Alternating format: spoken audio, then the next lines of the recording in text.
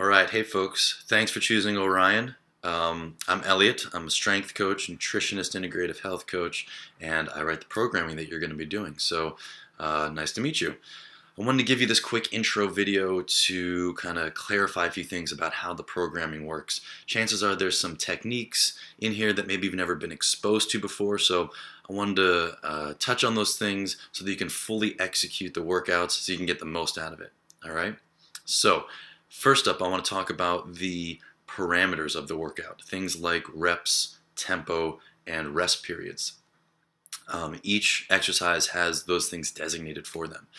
So first, we've got reps. Most of the time, you're going to see a rep range. For example, 6 to 8 reps for a particular exercise.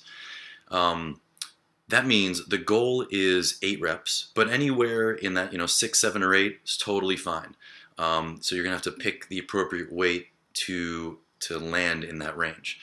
To know how to adjust the weight from set to set, think of it like this. Let's say we're using the 6 to 8 rep example, and you hit 8 reps. You hit that top end of the rep range.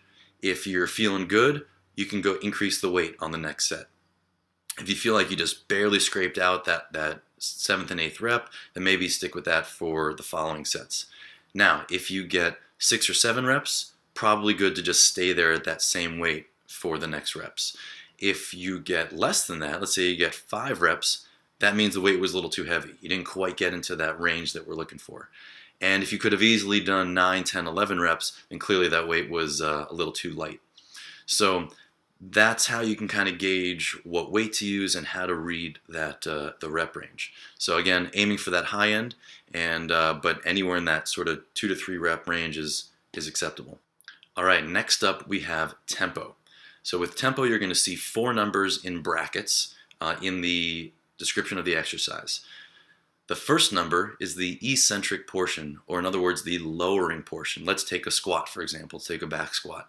The first number would be how many seconds it takes to go down in the squat.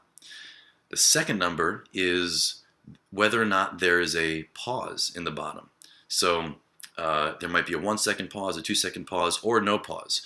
So you're coming down, is there a pause in the bottom? The third number is how many seconds it takes to come back up. And the fourth number is there a pause at the top? So, for example, let's say the tempo is 4-0-1-0. That would mean 4 seconds coming down, no pause in the bottom, and then 1 second to come back up. And then really no pause at the top before you start your next rep. If it was 4-2-1-0, that would mean 4 seconds down, a 2-second pause in the bottom, and then 1 second up without resting at the top to do your next rep. So hopefully that makes sense. Depending on what the exercise is, that there may be pauses in different spots. For example, a chin-up. If the tempo, let's take a tempo of 3-0-1-1 for a chin-up. So that would mean 3 seconds coming down, no pause at the bottom, 1 second to come up, and then a 1-second hold at the top. That's the fourth number. So hopefully that makes sense, and that will apply to all the tempos for all the exercises. All right? And lastly, we have the rest period. Very simple.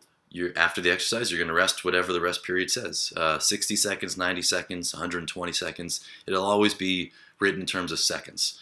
So you finish your exercise, whether you have a stopwatch or you have a clock going, you rest your designated time, and then you go to the next one. All right, so next, this leads us into more of the structure of the workout. A lot of times you're going to see supersets. And so if you don't know already, supersets are pairing of 2 exercises where you're going to go back and forth. So you'll see it written as like A1 and A2, or B1 and B2. So you would do your A1 exercise, then your A2 exercise, and then back to A1, A2. So you go back and forth, and after you finish all those, then you go to your B series.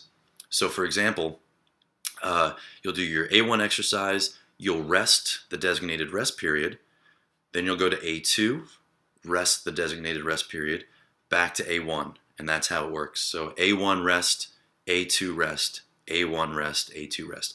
Back and forth for however many sets you're going to do for that series, then you move to the B series, and so on.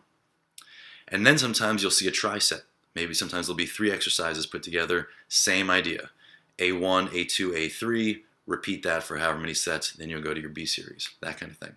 All right, now with all those new parameters that we've accounted for, you might start to notice that the weight on the bar is a little bit less than what you're used to before. Now, before you freak out about that, let me explain why that's happening and why that can actually be a good thing.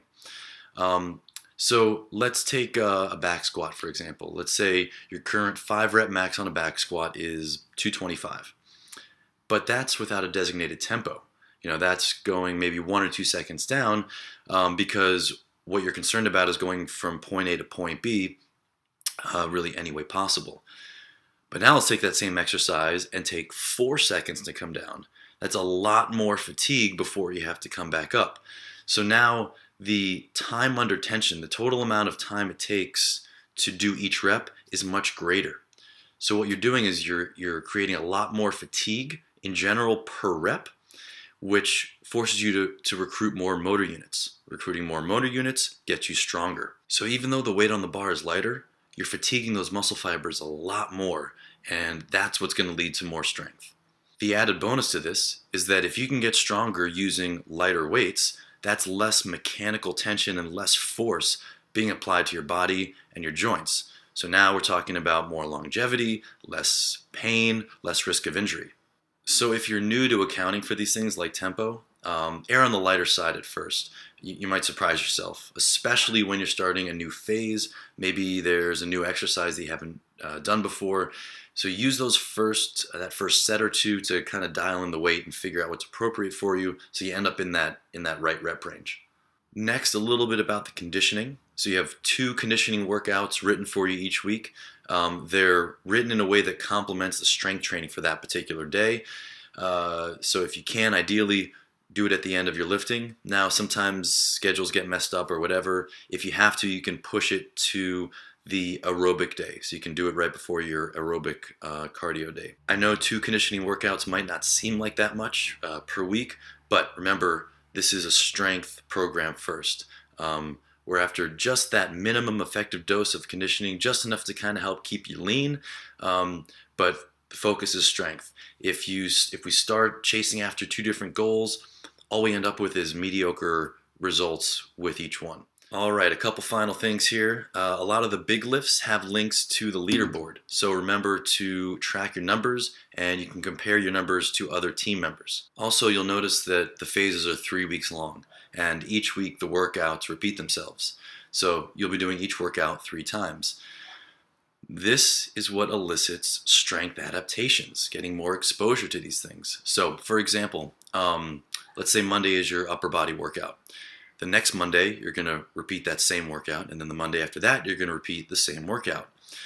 Each time, though, the numbers should be going up. Every time you come back to that same workout, numbers should be going up, so it's kind of like getting a new chance to PR every single week. The conditioning workouts each week will change, so you'll have different conditioning workouts. Lifting will be the same. And then right before there's a chance of plateauing, after those 3 weeks, we move into the next phase, and we build on what we just did in the previous phase. The added bonus to that is because it's in 3-week phases and you start the next one on the 4th week, you basically get a bonus program every month. So that'll about do it. If you have questions about technique or exercise substitutions or whatever, please post in the feed on the athlete page. It's kind of like a Facebook wall where you can post questions or pictures. If the demo videos or the descriptions don't quite cut it, please reach out so that I can help you make the most out of your workout. In fact, pretty soon Train Heroic is going to let you post videos there as well, so you can kind of take a video of your lift and I can check your form and give you some cues and some feedback. In the meantime, before that happens, if you'd like to do that, please email me at info@orionlifestyle.com and I can give you some cues that way. All right, that'll do it, folks. I'll see you out there, and get stronger.